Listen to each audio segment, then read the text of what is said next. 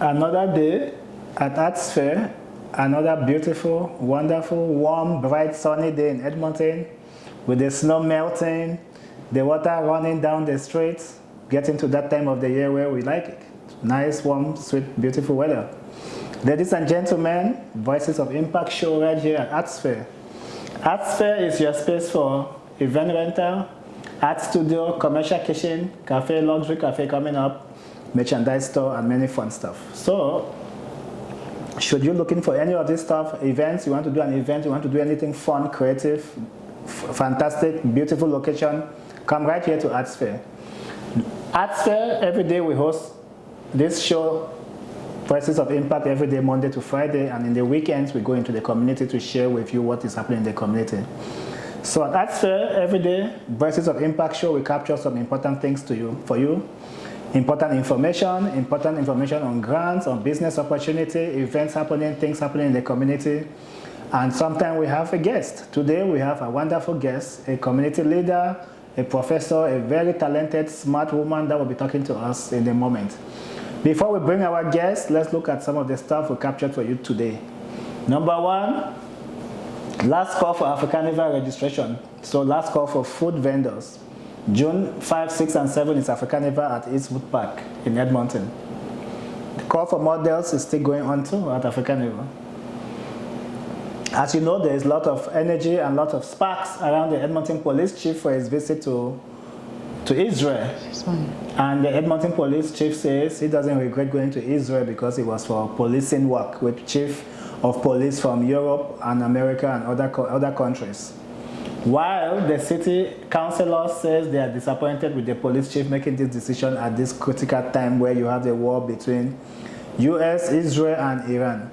The Muslim community in Edmonton is not having fun with this. They're really angry with the police chief for making this decision. They believe he's taking sides and he's in support of one side against the other. So Edmonton finances are out. There is a 31 million surplus, which is surprising because we were not expecting that. So 97% of the project are scheduled to be stable and to be on time.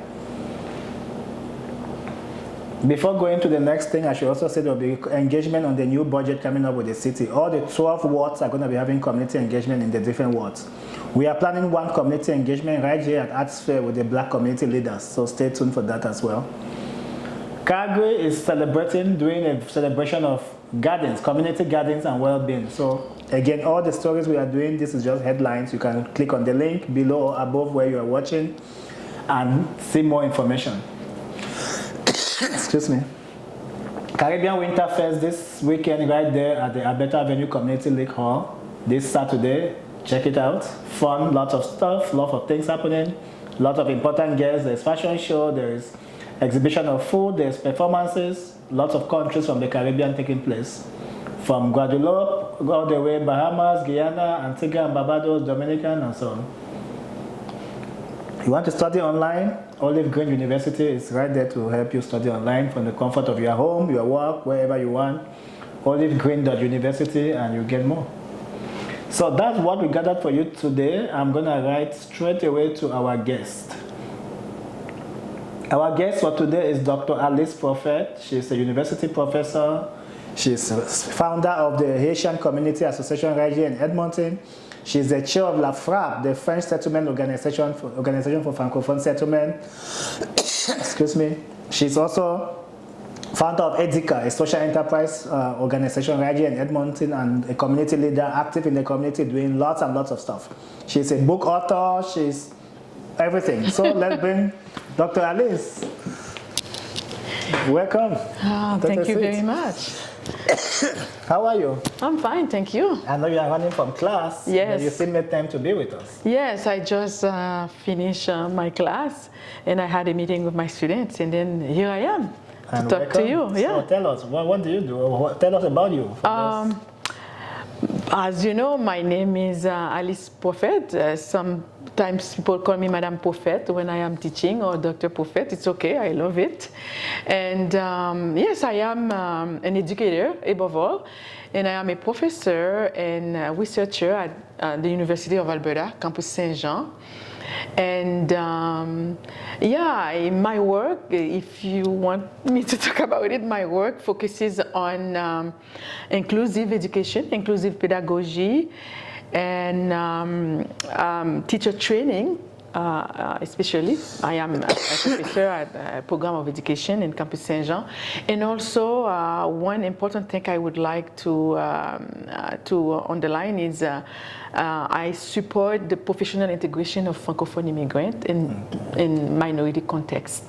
I am also an author, and I am actively involved in community initiatives that connect education to real experience.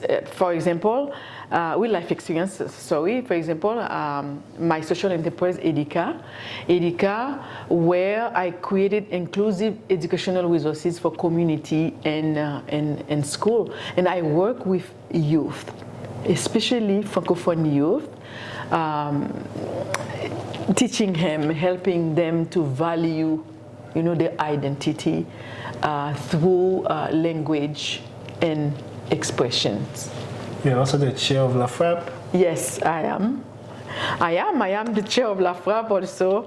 And yeah, it's about governance, it's about leadership. Yes, it's a lot, but it's a great stuff to lead such a great big organization for Francophone immigrants. Yes. So, what is the one thing that got you to this level? Oh my goodness. Passion. First of all, you have to be passionate about what you're doing. For example, it's education. And then since I was a young girl in primary school, I love teaching. I was passionate about teaching.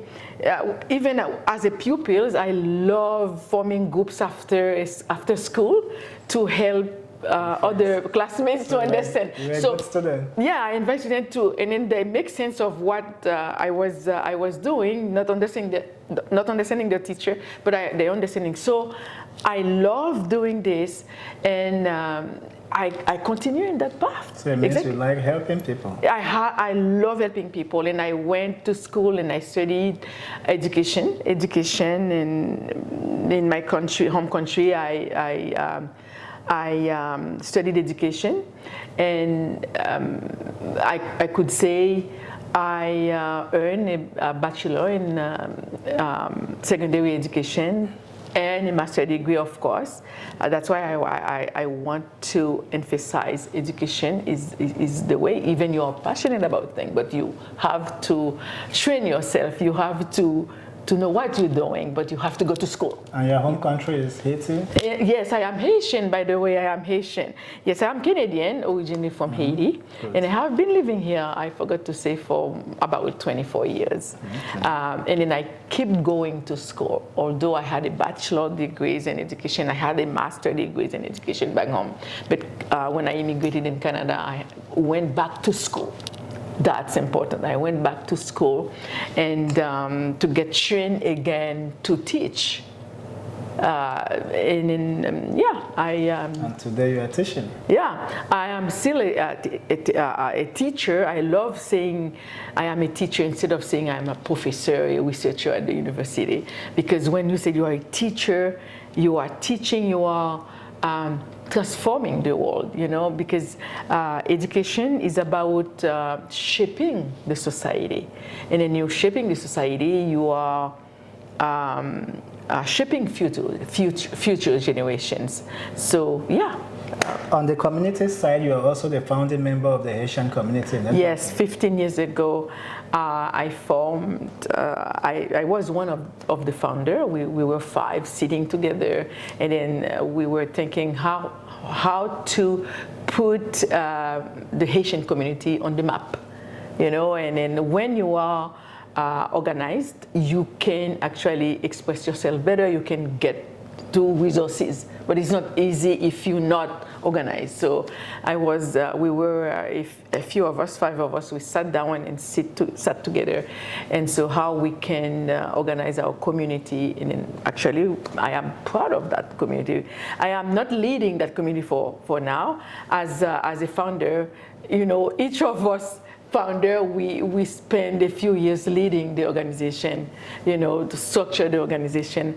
I spent a few years, actually I spent the last 5 years, I just not resigned, there was an election a year ago, so we have a new committee, but I was leading that organization for life, because even though you're not as a president or in the governance, in the committee, you are there. So they will come to ask you advice. Like an elder. Yeah, exactly. As an elder, you're here to serve the community. Exactly. Serving the community, so even you're not in the community. Counselor, you always give still like a counselor. Yes. So like a conseiller. Yes, I am a counselor, actually. Okay. As a teacher, as a professor, as a researcher, I am a community leader. So I am active, I would say. What is 1 or 2 advice that you give to young girls who want to be doing this kind of a skill job, like you're a top-level professor, you're a community leader? What is the one advice you give a young girl watching? This is, excuse me, this is a special edition for BCW in Action. So this segment is more of BCW in Action segment to showcase women, and this is Women's Month. So one advice you give to our young girls who are watching? Women, young girls, as want to be the next generation. The next generation, exactly. Of course, I really want the next generation to be Dr. Prophet. What should they do to be Dr. Prophet? And then, as I mentioned before, education is the key.